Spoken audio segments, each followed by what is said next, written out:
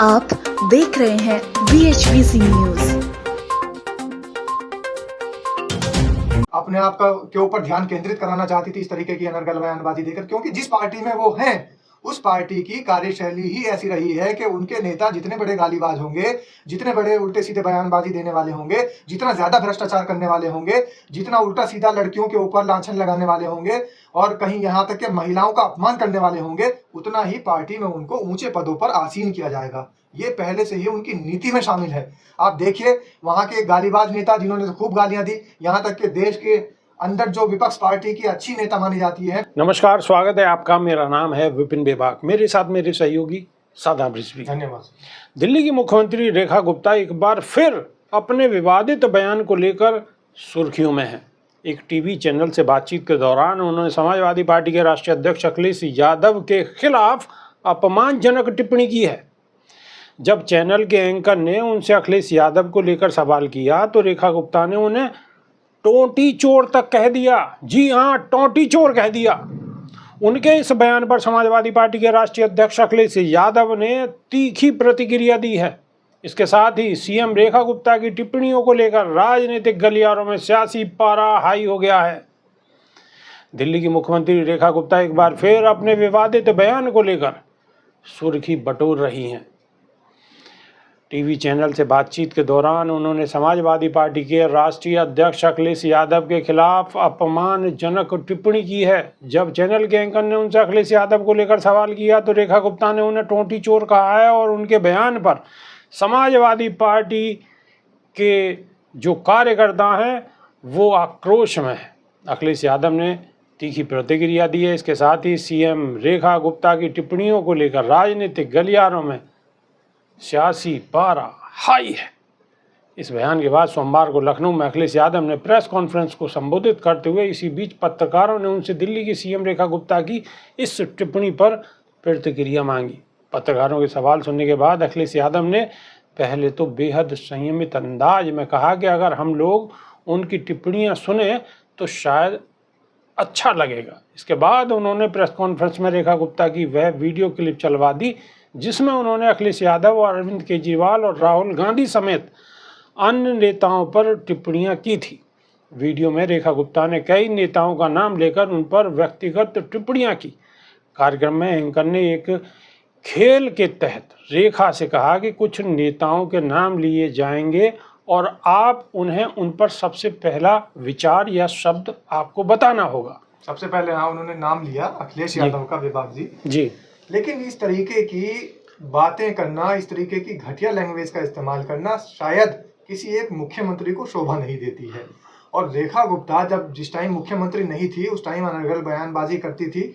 चलिए वो एक मामला था कि अपनी गिनती कराने के लिए, अपने नंबर बढ़ाने के लिए वो इस तरीके की बयानबाजी करती थी जी। लेकिन आज वो एक सम्मानित पद पर है और सम्मानित पद पर होने के बाद उस पद की भी गरिमा है। लेकिन सादाब रिजवी, समाजवादी पार्टी के लोग तो ये कह रहे हैं कि वो ऐसी प्रतिक्रिया देती हैं, उनकी लैंग्वेज इस टाइप की है जो वो टिप्पणियां करती हैं, इसी वजह से बीजेपी ने उन्हें उस जगह बिठाया है। मैं वही कह रहा हूँ कि जिस समय वो मुख्यमंत्री नहीं थी तब तो उनकी टिप्पणियां करना लाजमी था कि अपनी पार्टी के अंदर वो अपने नंबर बढ़ाना चाहती थी, अपनी गिनती कराना चाहती थी, अपने आप का के ऊपर ध्यान केंद्रित कराना चाहती थी इस तरीके की अनर्गल बयानबाजी देकर, क्योंकि जिस पार्टी में वो हैं उस पार्टी की कार्यशैली ही ऐसी रही है कि उनके नेता जितने बड़े गालीबाज होंगे, जितने बड़े उल्टे सीधे बयानबाजी देने वाले होंगे, जितना ज्यादा भ्रष्टाचार करने वाले होंगे, जितना उल्टा सीधा लड़कियों के ऊपर लांछन लगाने वाले होंगे और कहीं यहाँ तक कि महिलाओं का अपमान करने वाले होंगे, उतना ही पार्टी में उनको ऊंचे पदों पर आसीन किया जाएगा। ये पहले से ही उनकी नीति में शामिल है। आप देखिए वहां के गालीबाज नेता जिन्होंने खूब गालियां दी, यहाँ तक कि देश के अंदर जो विपक्ष पार्टी की अच्छी नेता मानी जाती है प्रियंका गांधी, उनको भी उल्टा सीधा कहा, उनके अंगों को लेकर उन्होंने गलत बयानबाजी की। यहाँ तक कि एक संसद के अंदर भी उन्होंने गलत बयानबाजी की। एक संसद सदस्य को लेकर उनकी जाति, उनके धर्म पर सवाल उठाए, उनको गुंडागर्दी के तहत धमकी दी मारने की। तो गुंडागर्दी उनकी सदन में भी चली और बाहर भी चली, सड़क पर भी चली। तो इस तरीके के गालीबाज नेताओं को फिर से भी भारतीय जनता पार्टी ने टिकट दे के फिर चुनाव लड़ाया, हालांकि वो हार गए अपनी गालीबाजी से और उल्टी सीधी बयानबाजी से।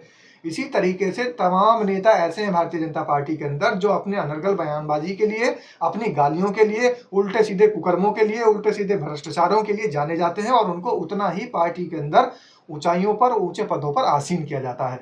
इसी क्रम को आगे बढ़ाते हुए, इसी का सहारा लेते हुए रेखा गुप्ता ने भी इस तरीके की बयानबाजी करना शुरू की और उनको नतीजे में भी जो मिलना चाहिए था वो मिला। आज वो मुख्यमंत्री बन गई, लेकिन अब शायद उनको मुख्यमंत्री बनने के बाद ये बयानबाजी छोड़ देनी चाहिए।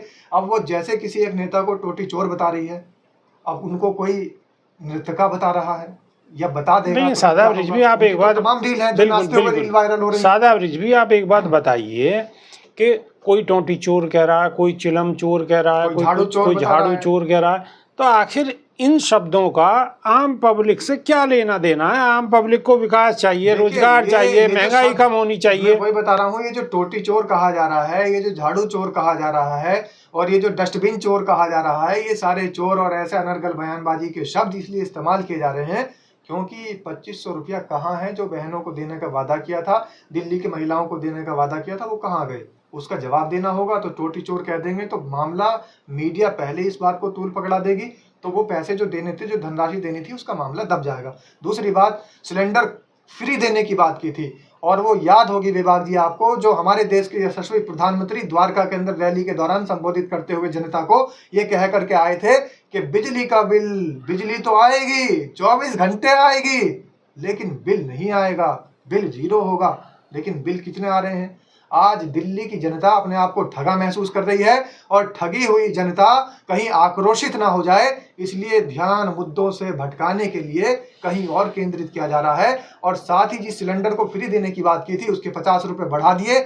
तो कहीं ना कहीं जो उल्टी सारी चीजें हो रही हैं, जो भारतीय जनता पार्टी ने वादे किए थे, वो जो वादा खिलाफी जनता के सामने आ रही है, जनता आक्रोशित होकर इनको मुंह तोड़ जवाब न दे दे, सड़कों पर ना उतर जाए, इनके खिलाफ नारेबाजी ना हो, प्रदर्शन ना हो, इन सब चीजों को, मुद्दों से ध्यान भटकाने के लिए दिल्ली की मुख्यमंत्री इस तरीके से, बताइए अखिलेश यादव से दिल्ली के राजपाट से उत्तर प्रदेश का क्या मतलब?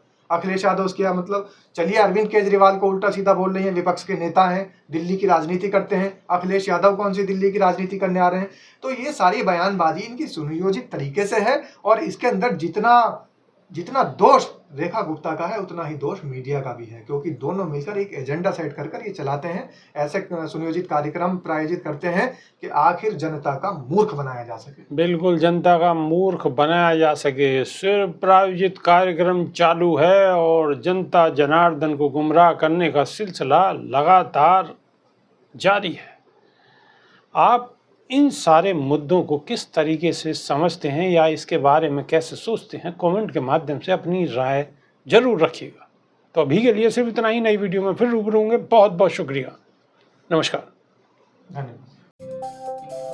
रोज की ताजा खबरें सुनने के लिए सब्सक्राइब करें BHPC न्यूज चैनल। साथ ही रोज के नोटिफिकेशन जानने के लिए दबाएं बेल आइकन। साथ ही हमें अपनी राय देने के लिए हमारी वीडियो पर कमेंट करके बताएं और वीडियोस को लाइक और शेयर करना बिल्कुल ना भूलें।